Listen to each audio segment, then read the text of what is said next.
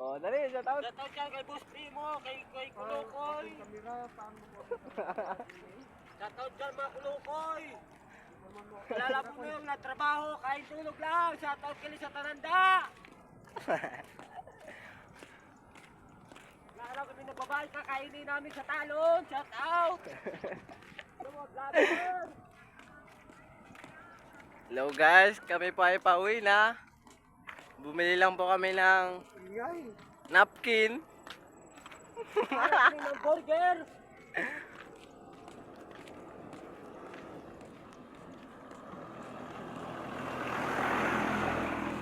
Nakita ko sa ng listahan. Ito po yung Shout out mga boss. Mga sip-sip dyan, malapit na kasing December. Mo-promote na. Hello mga shout out kayo sa mga sip-sip.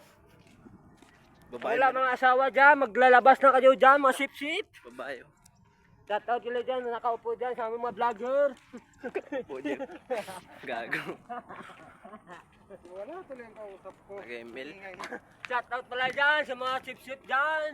Malapit kasing December, ma-promote na. Salamat. Salamat ang muna.